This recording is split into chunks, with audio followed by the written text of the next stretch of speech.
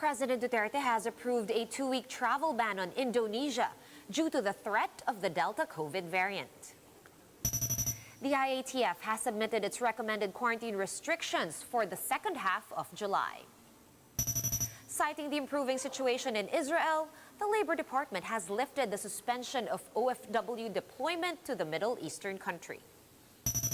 An official from Davao City Mayor Sara Duterte's Hugpong ng Pagbabago party has denied that the possible Duterte-Duterte tandem for the highest national posts is not a political dynasty. And in lighter news, the world's deepest pool for divers has opened in Dubai.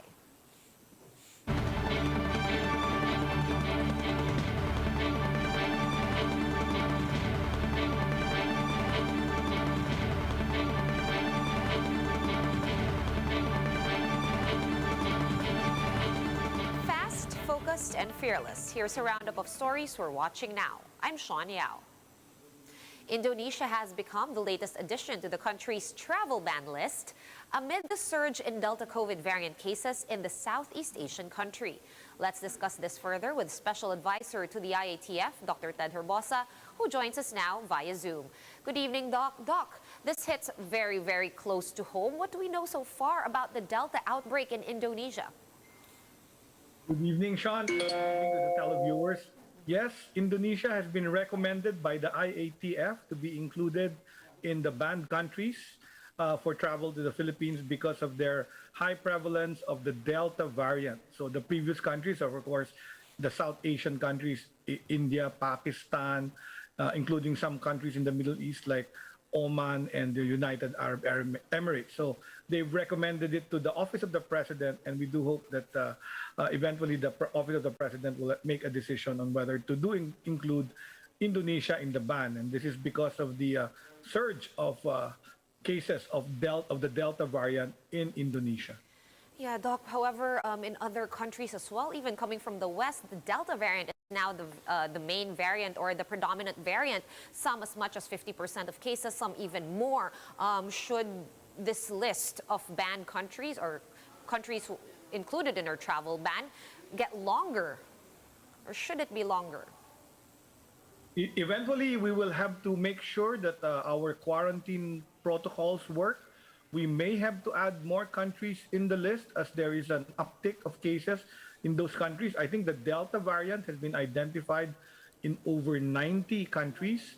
So we cannot put everyone on the list, but we will put those that have an uptick of their epidemic curve, the number of cases increasing. So those are the countries that we should be worried about, especially if there are lots of Filipinos that will be coming from there. So these are the measures we can do. But eventually, the Delta variant is really very infectious. Sean, it's got a reproductive number of almost double the current ones, something like an R of 4.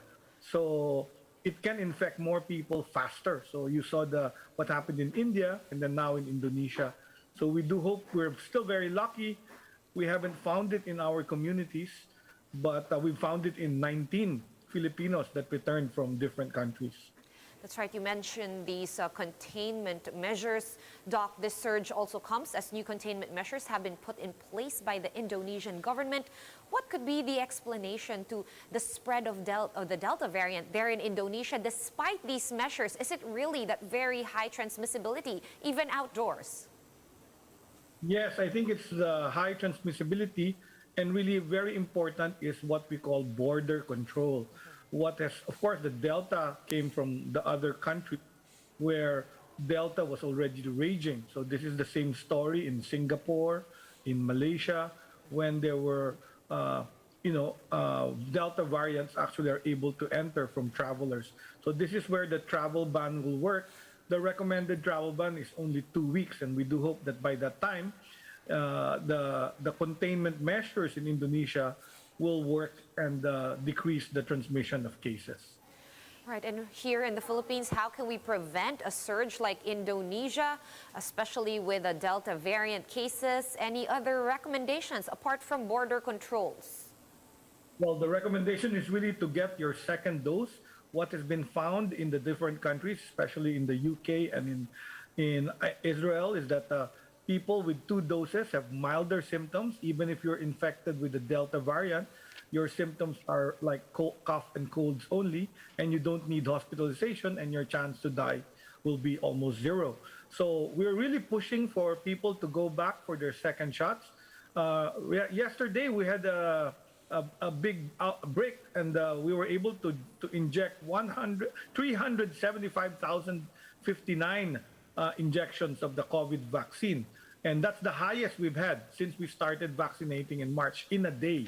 And we've reached also the 14 million mark, and 9 million Filipinos now have 1 dose, while 3.5 million already have 2 doses. So we're hurrying up. We're reminding our elderly, the senior citizens who are high risk to die and have critical illness, to go and get vaccinated, because vaccines have arrived. We had 3 million that arrived last week, 1 million AstraZeneca from Japan, and 2 million from COVAX. This morning, 1 million doses of Sinovac also arrived. So I think the vaccination centers will be very busy vaccinating our Filipinos and protecting us from the entry of the Delta variant. Right. Speaking of vaccination, how do you find our COVID vaccination pace, Doc, vis-a-vis that of Indonesia's? We do know they have more islands than us in terms of being an archipelago and a bigger population. And do you think, Doc, we can handle a Delta surge considering our relatively slow vaccine rollout? So we're now ramping up vaccinations. We're very happy that in NCR, we're speeding up. Of the 300,000, about 150,000 jobs are happening in the NCR plus region. So we've got the capacity to vaccinate lots of people. We're also doing planning for the Delta variant. We call it our contingency plans. So we're reassessing our inventories of PPEs, oxygen, medications like remdesivir that are needed when people do get infected with the Delta variant, if it does enter the Philippines. So a lot of this inventory and logistics and supply are being reviewed, even our processes, our quarantine facilities. We're trying to study how we can really immediately ramp them up if the if the variant enters. All right, very good and comforting to know. Thank you so much for your time and your insights. Special Advisor to the IATF, Dr. Ted Herbosa. Thanks, Doc. And COVID-19 vaccines delivered to the country so far have accounted for less than 20% of the government's inoculation target.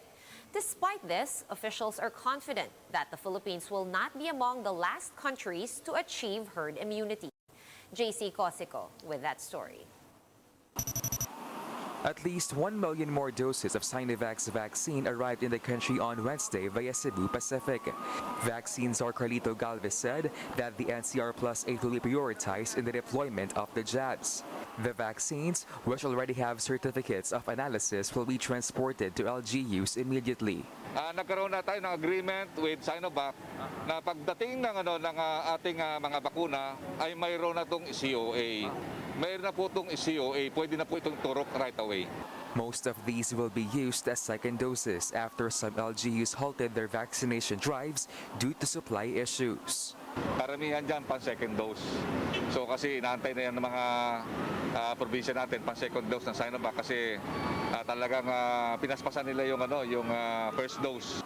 To date, the country has received over 21.7 million doses of different COVID-19 vaccine brands. Majority were from Chinese vaccine manufacturer Sinovac, followed by AstraZeneca and Pfizer. Nasa na tayo, less than 20% pa lang. Kasi ang inaantay natin is more or less 148. Binibigyan starting July, magkakaroon na tayo ng more or less equitable distribution. Over 2.6 million more doses of Sinovac and AstraZeneca are expected to arrive in the country this week. So far, about 13.8 million doses of COVID-19 vaccine have been administered across the country. The Philippines recorded its highest daily vaccination output on Tuesday at over 375,000. That's why Galvez belied projections that we will be among the last countries to achieve herd immunity. Kasi nakita natin, nakita ko yung data nila, ang pinanggalingan nila data yung March na na data.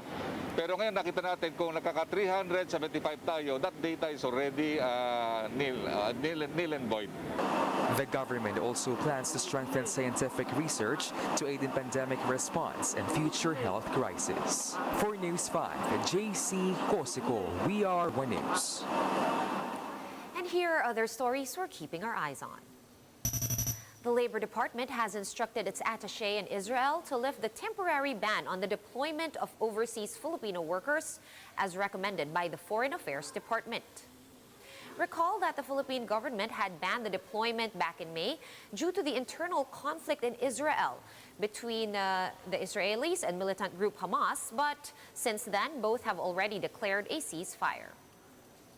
Malacanang spokesperson Harry Roque says the IATF has already come up with a recommendation for the new quarantine classifications for the latter half of July.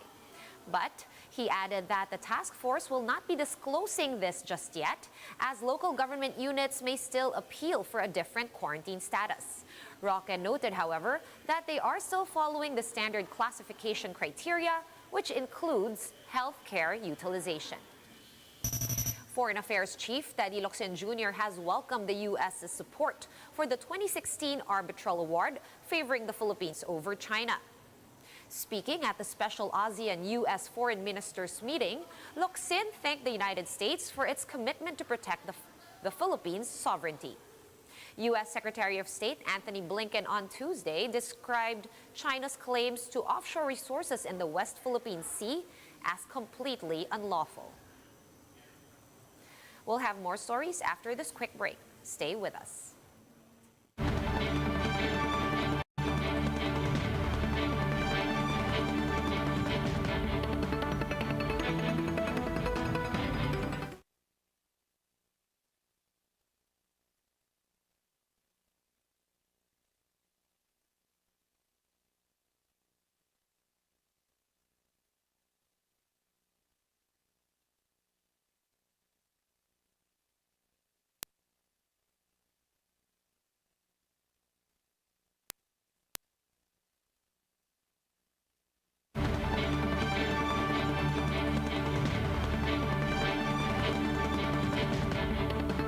Still watching One News Now. I'm Sean Yao. An official from the Hugpong ng Pagbabago Party says that the possible Duterte-Duterte tandem for the two highest posts in the land will not be considered a political dynasty. Maan Enriquez joins us live from Manila for more details. Maan, what is the latest from Davao City Mayor Sara Duterte's HNP or Hugpong ng Pagbabago Party? Yes, Sean, Hugpong ng Pagbabago Secretary General Anthony Del Rosario says that the brewing Duterte-Duterte tandem won't be deemed a political dynasty should they win next year's polls. This comes after the father and daughter tandem has topped the latest survey by Pulse Asia. Del Rosario said that such surveys could be a big boost for any candidate. However, he noted that Mayor Sara has yet to decide on her plans for the 2022 elections. Del Rosario added that the presidential daughter has yet to warm up to the idea of running alongside her father. Regarding other political parties teaming up with HNP, Del Rosario said they are still ironing out things within the party. Among this is a selection of president, vice president, and senatorial candidates. He also revealed that Mayor Sara is currently in Zamboanga City to meet with Mayor Ben Climaco, but refused to divulge any details of the visit. Sean, Mayor Sara insists that she will stay with the Hugpong ng Pagbabago, but if she decides to run as president, she will do it as an independent candidate. Sean? All right, thanks for that update, Maan. That was Marian Enriquez joining us live from Manila. All right, heads up divers, because the world's deepest pool for divers has just opened in Dubai. The pool is 60 meters or almost 200 feet deep and is in a facility called Deep Dive Dubai. Divers can be seen swimming around the pool's different features, which includes an underwater arcade, a library, and even an apartment. The pool opened last July 7 and is currently on an invitation-only basis. Public bookings will commence by the end of the month. For more updates, visit News 5, the Philippine Star, and Business World online.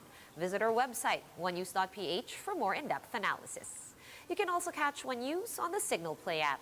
Register for a free account now at www.signalplay.com and stream One News live anytime, anywhere. Masks on, wash hands, and stay safe, Philippines. I'm Sean Yao. We are One News.